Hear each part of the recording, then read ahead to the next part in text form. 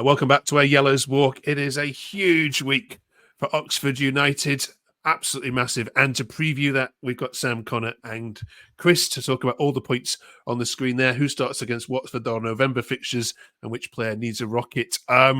We are sliding, gentlemen, down towards that relegation zone, and something has to happen very, very quickly. Sam, was it okay now we can get that monkey off our back, that home form, the unbeaten record is now gone.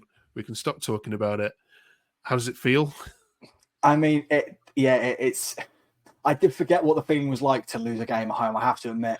To a certain degree, I think that the unbeaten home run did kind of cover over some of the cracks that were starting to show in terms of the overall performances from this Oxford United side.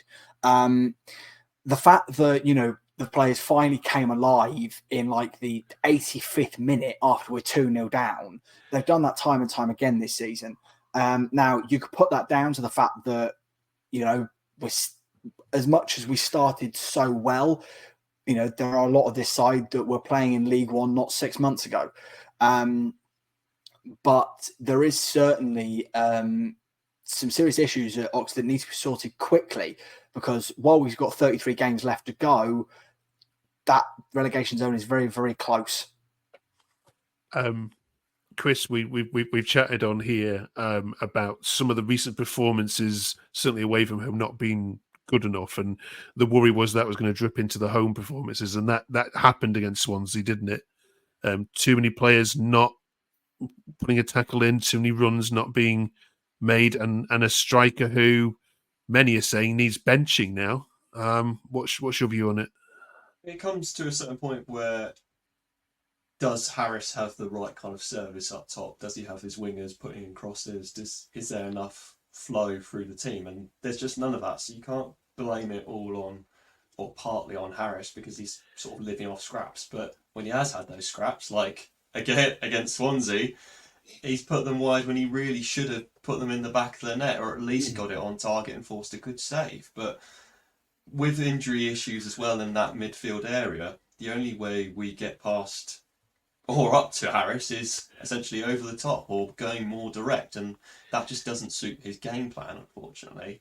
So we literally have to hope for Brannigan to come back as soon as possible to be that sort of facilitator and connect the midfield up from the defence. Thanks for that, Chris. Connor, his couple of social media takes I wanted to share and get your opinion on. Tyler Goodrum says, genuinely up there with the worst games I've attended. It's fine the players a week's wages and see how they react. Bar Kieran Brown, who was the only one with a bottle today. Jake says that was shambolic. We'll talk about that particular player there in a minute. It shows 3 or 4 players aren't good enough for this level. I don't want to be too critical, because we have to remember, you're newly promoted and you've had a great start. But I want to see Oxford United survive. I don't want to spend every week talking about relegation zones. But who are these players in particular that fans are referring to that just aren't putting it in?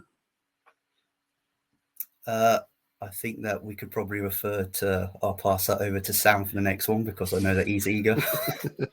Okay. All right, let's go straight there then, Sam.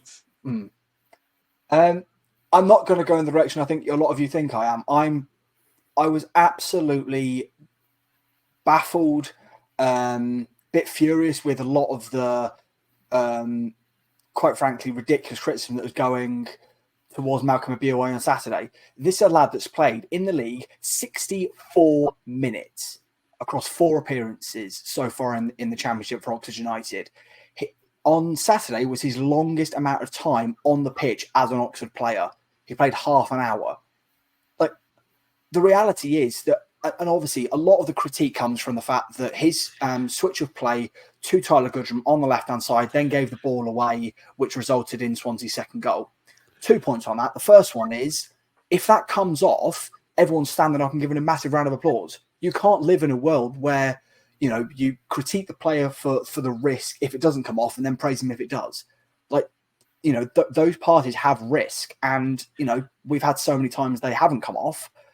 And also, how many players were in front of the Swansea man after Goodrum didn't win that aerial duel. It's not just Malcolm Abui doing the defending, is it? I will critique that I don't think that for some of that game, I didn't think his work rate was up to snuff, but we've lost him mid-sentence. Who wants to finish the sentence off? I did not challenge. There is. You just froze on us there, Sam, a minute. Oh, sorry. But yeah, Abui, I wasn't impressed with his work rate at some points, but he got back when Peter Costa got high at the pitch. He makes the interception. We get our shake back, and the shot that he misses, it's on his wrong foot, and Siriki Dembele missed a similar chance at Fratton Park on his preferred foot. So, I'm not having this ridiculous critique of Malcolm Abui after he's playing 60 minutes in 4 appearances so far for Oxford United as a substitute. But unfortunately, it was there. Connor, are you seeing this through Sam's spectacles? Yeah, I mean, he's obviously got the talent, otherwise he wouldn't be playing at championship level. And I think that a lot of level-headed fans will see a bit of Dane Scarlett in there, because a lot of the fan base weren't having Dane Scarlett to start off with, and he's probably now should be our starting striker, probably both on Tuesday and Friday. And I think that if Des is good at a lot of things, but one of the best things that he does is putting an arm around players and uplifting them. We saw that last season with Josh Murphy, and he almost single-handedly took us up with the performances that he put in. So hopefully he can do something like that with Abui, because he was at Derby, I believe, in the championship when Derby were in the championship, and there was nothing but rave reviews about him. Okay. Speaking of Derby, let's have a look at some other tweets. This one said, Kieran Brown has been our best player this season. 100% the defence and keeper solid. The midfield is garbage. Rodriguez is out of his depth. Harris is a flash in the pan start to the season. Start Scarlett all day long, which echoes what you were just saying. Nicholas says, pitiful display, static, no urgency, zero movement, no desire, no want. We cannot allow this and the Derby performance to become the norm. Too many players waiting for someone to do something. We miss Cam and Dembele, which is what you were talking about before, Chris. Des should be brave and changed it after 20 minutes. A big game on Tuesday. Yeah, the good news is that Hull are just as bad as you are at the moment. So there is hope. But Chris, what does need to change for you ultimately? We're recording this before the whole game, so we don't know the outcome of that. But what still needs to change for the weekend? Well, not the weekend, is it? It's Friday night. Sorry. What needs to change? It's quite difficult to say from the outside, but there has been talk about a change of formation for three at the back with wing backs, but it's just a question as to whether we utilise Kioso, because he's more focused as a defensive fullback rather than an attacking fullback, and then bring Lee in. But it's very difficult to say from the outside because we haven't got that connectivity in the midfield, and the only time you're going to really get that is if you just keep it settled. So you've got to have a settled midfield, really, with El Mazzuni, a defensive midfielder, which is probably Josh McEachran, and then probably dropping Rodriguez in favour of Sibley, because Rodriguez looks completely shot to pieces for the amount of games he's done throughout the season. And then maybe see what you can sort of mess around with up front and just be quite relaxed about it and just go, you know what, this is an important game. You've got to trust the players in those big moments. I was going to ask about Sibley. Actually, you mentioned him there, Chris. He's had a bit part role so far this season, Connor. But how did he do for you? I don't think he had his best performance, I'll be honest, and I think that even he admitted that, which is a shame, to be honest, because I think that this might have been his big chance to stamp down the place in one of the 2 games this week. Was that impressed with how he got on at Portsmouth, and I was hoping that might propel him, but he seems to have hit of a bit of a stagnation at the moment. I think because we were so far out of possession, it was never going to suit his game plan in terms of being comfortable on the ball and actually sort of being a driving force that he has been at Derby. So maybe against Hull, where we're likely to have a bit more possession, that's where we could see him really come into the fore, really. Absolutely. If you want to beat Hull, just on their attacking corners, leave 2 men up top. Yeah, they bring everybody forward. for corners, attacking sense. So yeah, just honestly, leave 2 up top, get possession, stick it up. Here's the fixtures then. Here's the big weeks that we've been talking about. Hull this week and Watford, of course, on Friday night. I mean, are you a fan of Friday night fixtures, Sam? I mean, obviously travelling to Watford is not ideal, but is it for you? It very much depends. I mean, I'm lucky enough to be able to go to Vicarage Road this Friday, and I have to say I'm looking forward to it. It looks like a decent little ground. It's a very little ground, yeah, absolutely. The concourse is tiny. Yeah, it's very much the typical thing of they're decent when you're at home, but when you're away and they're for example, I'd hate to have to do a trip to Hull on a Friday night. That would be absolutely horrific. But it's a really important week for us. I mean, we can't put too much stock in the fact that Hull haven't been exactly great because Swansea didn't score for an entire month and they got 2 against us at Grenoble Road. So, I said it last week, it'd be the most oxygenated thing to go and then lose to Hull tomorrow night and then maybe not do so well against Watford at Vicarage Road as well. Okay. So Hull and Watford, and then we got a bit of a break, and the break going to come at a good time here, Chris. Do you think for Oxford just to get a couple of players back? Yeah, get a few players back, work on some different ideas within the coaching staff, have a complete mental reset really for the club, and then kick on towards the end of November. I think that's really going to be crucial. And that first game back against Middlesbrough is going to be really key as to whether we've actually learned any of our lessons really from these past few weeks. Absolutely, yeah. And the Middlesbrough side a little bit out of sorts as well. Then Sheffield United away, and of course you end the month with a interesting game home to Millwall. Let's get your views on who should start and who shouldn't. Chris has already talked a little bit about this, but who should start at Watford? Sam, if I start with you, here's the starting 11 against Swansea. What would you do with this 11? I think first off, the double 10's got to go. I know that it's how Des prefers, but I don't think, especially with the way that you've got Sibley and Rodriguez, I don't think they can play together as 10s just because their instep takes them literally in each other's way. So I'd say go back to a more staggered 4-3-3. McEachran, I think, has to keep his spot. He looks so composed on the ball. There was a moment against Swansea where he had, I think, 3 Swansea players around him, and he just pirouetted and kept hold of the ball and then played it out wide. He's so good on the ball. I'd say maybe El Mazzuni returns back to the side. Obviously, a lot of this depends on the wings we've got available because I'd be very, very wanting to see Tyler Goodrum back in the 10. I don't think there's a lot you can do to the back four. They've done the best they can, I think. Dane Scarlett's got to start for me. And then, like I said, it just really depends on who's fit for the wide areas. Okay. Connor, do you agree with nearly all of that or none of it?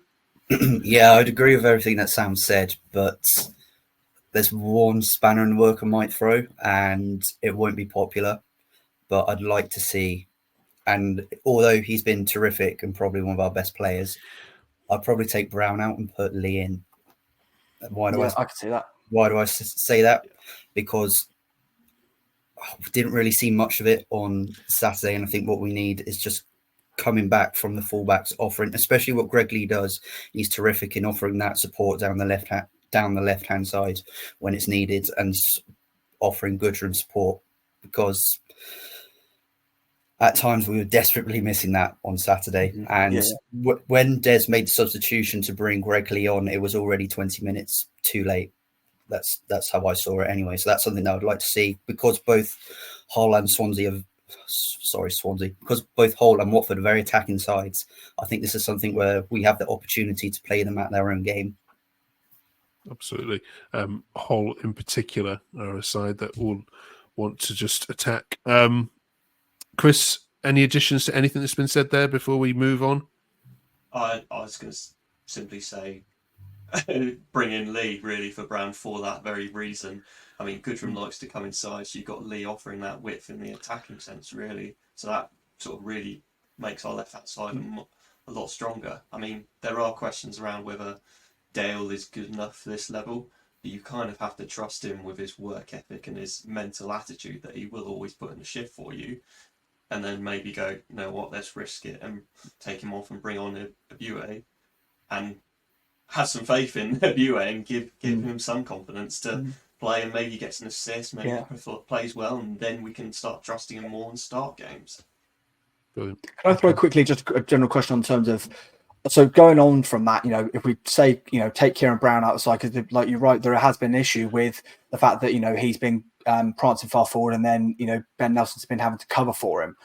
What are we thinking in terms of, is it maybe Peter Kioso also, so we can see Hidatora Vest finally get some proper minutes under his belt? Or do we think Peter Kioso's form means he has to stay in the lineup for the time being? I think form sort of protects him because he's been so good. He's been one of the real standout players over the past month, whilst Kieran Brown's slightly dropped off a level, and you know that what you're going to get with Kieran Brown is a more defensive output, and is not as sort of attacking. We really kind of need to get more points on the board now, so you kind of have to take a bit more of a risky approach. That's my opinion. And we're all starting Dane Scarlett, are we? With a 100% Has to nod. Yeah. I think so. Yeah. Okay. All right. Okay. Feel for Harris, but you're absolutely right, Chris. And you're saying earlier, he's just, at this level, you can't miss the target at those many times and not be asked questions of.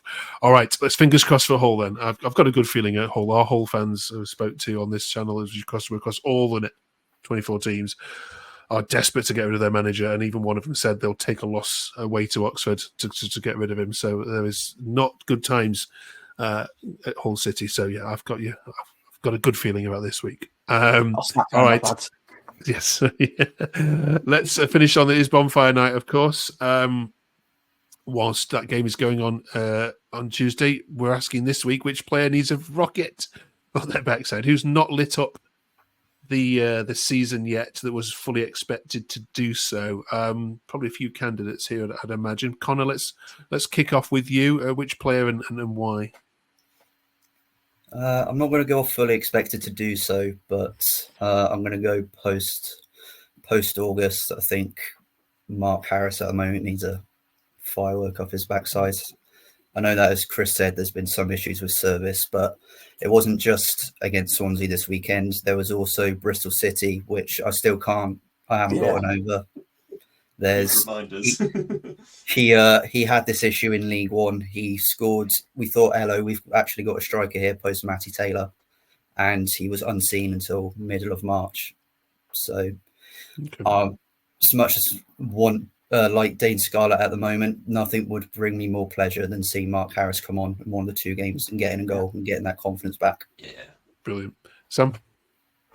2 for 2. It's got to be Mark Harris. It was a very funny trend we saw last season that until kind of, I think it was, I can't remember which game it was, but he'd only scored in transfer windows last season until after the January. So maybe that's going to be a trend with him this season. But, you know, the thing is, he will know that he needs to be putting that ball in the back of there. And I think maybe the occasion on Saturday got to him. In fact, it's Swansea, the fact that he would have wanted to score against him more than anybody else. So I think it's got to be Harris, but there is, you know, Will Volks. I think, you know, one or two more games outside that should put the fire up his backside that needs to improve his performance as well. Brilliant. Good shouts these, Chris. Can you add to this? I mean, there's sort of the two main candidates, which is Volks and Harris, really. And I'd probably say Volks because of how many errors he's kind of caused almost single-handedly, and his lack of sort of focus at times is a real issue in probably one of the most condensed areas of the pitch. Like, so many silly back passes he's done has cost us so many points. I've just got to keep it simple and go with him, really. Absolutely. I don't think you'll be alone there, Chris, so I can feel people typing the keyboards now going, what are you talking, get Will Volks in there. Right. Okay. Thank you very much again for watching. If you haven't yet subscribed to the channel, please do so. We are up to 60 or something now subscribers. We want to get to 70 this week, so please help us out and do that. Press that button down there. Enjoy your game against Hull. Enjoy your trip, of course, to Watford on Friday night. We'll be watching. The whole nation will be watching. I say the whole nation, but yeah, what have we got? Nothing better to do than watch Watford versus Oxford. Classic that it'll be. on Friday night. And we'll be here next week, of course, to review both those games ahead of the next and final international break. Thanks, Sam. Thanks, Connor. Thanks, Chris. And thank you for watching. Have a great week.